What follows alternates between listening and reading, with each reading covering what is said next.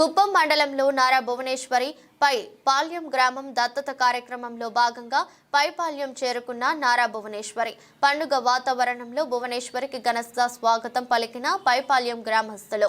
భువనేశ్వరిపై పూలవర్షం కురిపించిన పైపాల్యం మహిళలు, గ్రామస్తులు.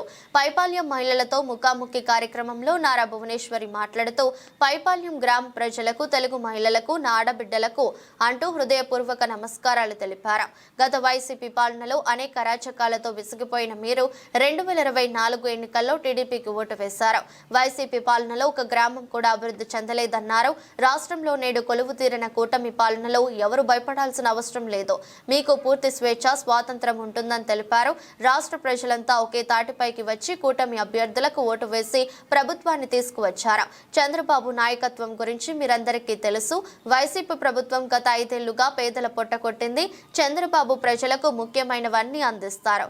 ఆగస్టు 15న పేదవారి కోసం అన్న క్యాంటీన్ తెరుస్తారని తెలిపారు. కుప్పం నియోజకవర్గంలో అత్యధిక మెజారిటీ తెచ్చిన పైపాల్యం ప్రజలందరికీ నా నమస్కారాలు అంటూ మీ గ్రామాన్ని రాష్ట్రంలో నంబర్ 1 స్థానంలో నిలబెట్టేందుకు నా వంతు కృషి చేస్తానని తెలిపారు.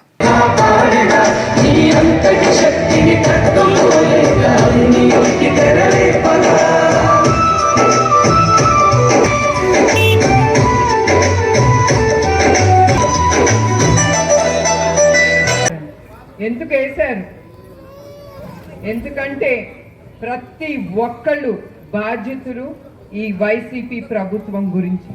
అరాచకాలు మీరు భరించలేక ఏదో వాళ్ళేదో చేస్తారని అనుకున్నారు. 1 ఛాన్స్, 1 ఛాన్స్, 1 మోర్ ఛాన్స్ అంట మిమ్మల్ని నమ్మించి వాళ్ళు ఓటు వేయించుకున్నారు. దాని తగ్గట్టే మీరు చూశారు వాళ్ళు ఏం చేశారు. ఒక్కటన్నా అభివృద్ధి చెందిందమ్మా ఆ ప్రభుత్వం కింద? మీరు చెప్పచ్చు, ఇక్కడ ఎవరు కొట్టరు. మీకు ఆ స్వాతంత్రం ఉంది, మీకు ఆ స్వేచ్ఛ ఉంది మాట్లాడటానికి. జరిగిందా లేదా అభివృద్ధి? రాష్ట్రం అంతా చూశారు. ఒక ఇండస్ట్రీ వచ్చిందా? మీకు, మీ కుటుంబంలో మీ బిడ్డలకు ఉద్యోగాలు కలిగిందా? ఇవన్నీ మీరు ఆలోచించారు గనక మీరు ముందుకొచ్చి ఎవరికి ఏమి మాట్లాడకుండా, చెప్పకుండా మీ ఓటుతో ప్రజల ప్రభుత్వం అనేది మీరు తీసుకొచ్చారు. అది మీలో ఉండే గొప్పదనం. ప్రతి ఒక్కడు బాధ్యతుడే. పోయిన వైసీపీ ప్రభుత్వం వాళ్ళు చేసిన అరాచకాలు ప్రతి ఒక్కడు భరించారు. అందుకే మీరందరూ కలిసి ప్రజల ప్రభుత్వం తీసుకొచ్చినందుకు, కూటమి ప్రభుత్వం మీ ప్రభుత్వం మీకు ఏమేమి చేయాలో తప్పకుండా, ఏమేమి హామీలు మీకు ఇచ్చారో తప్పకుండా అది చంద్రబాబు నాయుడు గారు ముందుకు తీసుకెళ్తారు. మీకు ఆయన నాయకత్వం గురించి తెలుసు. ఆయన ఎప్పుడు ప్రజల మనిషి. అదే కాకుండా మీకు నందమూరి తారక రామారావు గురించి ప్రత్యేకంగా నేను చెప్పనక్కర్లేదు. ఆయన ఎప్పుడు పేదల కోసమే ఆలోచించేవారు. ఆయన పేదల కోసం కిలో 2 రూపాయలు బియ్యం ఆయనే తీసుకొచ్చింది. అట్లానే ఆ స్ఫూర్తితో చంద్రబాబు నాయుడు గారు అన్నా క్యాంటీన్ అనేది ముందుకు తీసుకెళ్లారు. కానీ ఈ రాక్షస ప్రభుత్వం, ముందులున్న రాక్షస ప్రభుత్వం అన్నా క్యాంటీన్లన్నీ మూసేసే 15న ఆయన మళ్ళీ అన్నా క్యాంటీన్ని ముందుకు తీసుకెళ్తున్నారు. ఒకప్పుడు రోజు చేశారు ఆ అన్నా క్యాంటీన్లో. అట్లానే కాకుండా ఆయన ముఖ్యమంత్రిగా ముందలు ఉన్నప్పుడు ఏమేమి పథకాలు తీసుకొచ్చారో ఆ పథకాలు తప్పకుండా ఆయన మళ్ళీ ముందుకు తీసుకెళ్తారు. ఎందుకంటే పోయిన వైసీపీ ప్రభుత్వం ఆ పథకాలతో కాకుండా ఇంకా ఇది ఇస్తాం, అది ఇస్తామని చెప్పి మిమ్మల్ని అందరినీ మోసం చేశారు. కానీ చంద్రబాబు నాయుడు గారు అట్లా చెయ్యరు. మంత్రి చేసి ఆ ఘనత మన కుప్పం ప్రజలకే దక్కుతుంది. తప్పకుండా ఆయన కుప్పం నియోజకవర్గానికి ఏమి ఆయన ఇస్తానన్నారో తప్పకుండా అది ముందుకు తీసుకెళ్తారు. మెయిన్గా ఇక్కడ ఫ్యాక్టరీలు కానీ, ఇండస్ట్రీస్ కానీ తప్పకుండా తీసుకొస్తారు, మీ బిడ్డలకి ఉద్యోగాలు కలిగిస్తారు. మీరు ఇతర రాష్ట్రాలకి వెళ్ళక్కర్లేదు. ఏ తల్లైనా కోరుకుంటుంది బిడ్డలు తనతో ఉండాలని. తప్పకుండా అది జరుగుతుంది. అట్లానే మరొక్కసారి ఎస్పెషల్లీ మా తెలుగుదేశం కార్యకర్తలకి పేరు పేరున మీ అందరికీ నా హృదయపూర్వక నమస్కారాలు, పాదాభివందనాలు కూడా. ఎందుకంటే చాలామంది వాళ్ళ కుటుంబాన్ని కూడా త్యాగం చేసి తెలుగుదేశమే ఇంకా వాళ్ళ జీవితం అనుకుని, మాకు ఎప్పుడు తెలుగుదేశానికి ఉండే కార్యకర్తలు ఇతర పార్టీలకి లేదు.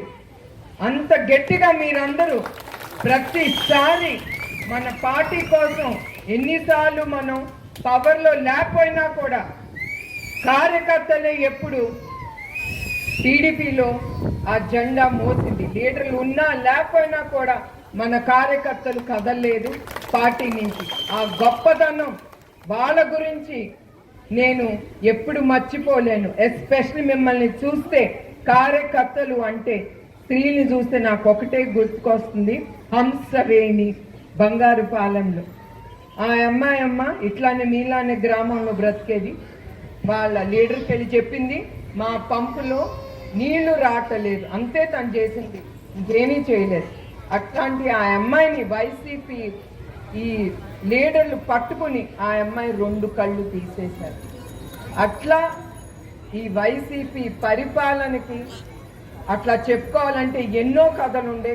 ఇద్దరికి తెలుసు, స్త్రీలకి ఉండే రక్ష ఇంకా ఏ పార్టీ ఉన్నా కూడా అది ఉండదు. ఎందుకంటే మళ్ళీ ఒక ఇన్సిడెంట్ మీకు గుర్తు చేస్తున్నాను. చంద్రబాబు నాయుడు గారు విభజన అయిన తర్వాత ఆంధ్రప్రదేశ్ స్టేటు విభజన అయిన తర్వాత ఆయన ముఖ్యమంత్రి అయినప్పుడు ఒక 6 ఏళ్ల పిల్ల మీద 60 ఏళ్ల అబ్బాయి అత్యాచారం చేశారు. ఒకటే అన్నారు పోలీస్ డిపార్ట్మెంట్, మీరేం చేస్తారో నాకు అనవసరం, ఆ నిందితుడిని రేపు పొద్దున నా ముందల నుంచో పెట్టాలి అనేది ఒకటే చెప్పారు. ఆ పోలీస్ డిపార్ట్మెంట్ వాళ్ళ డ్యూటీ మీద వాళ్ళు ఉన్నారు. మరుసటి రోజు పొద్దున అతను ఆత్మహత్య చేసుకుని ఒక చెట్టుకి ఆలాడిపోయాడు. అది ఎందుకు అంటున్నారు? అది చంద్రబాబు నాయుడు గారి నాయకత్వం మీద ఉండే భయం ఆ మొగాడికి ఉండాల్సిందే. మన స్త్రీల మీద ఆ అత్యాచారాలు ఎప్పుడు జరగకూడదని ఆ భయం ఉండాలని ఆయన అట్లా కోరారు. తప్పకుండా మన స్త్రీలకి ఆయన పరిపాలన కింద తప్పకుండా రక్షణ అనేది కలుగుతుంది. అట్లానే ఆయన సూపర్ 6లో స్త్రీలకి ఏమి హామీ ఇచ్చారో తప్పకుండా అవన్నీ అమలు చేస్తారు. అయ్యే కాదు, అక్కడితో ఆగదు చంద్రబాబు గారి నాయకత్వం. ఆయన ఇంకేమి చెయ్యాలి, ప్రజలకి ఇంకేమి చేస్తే వాళ్ళు సంతోషంగా ఉంటారు. ఆ సంతోషంతో మన రాష్ట్రం అభివృద్ధి చెందాలి. ఎందుకంటే ప్రజలు సంతోషంగా ఉంటేనే కదా ఒక రాష్ట్రం సంతోషంగా ముందుకెళ్తుంది. అవునా కాదమ్మా? కుటుంబం ఎంతో రాష్ట్రం కూడా అంతే. సో తప్పకుండా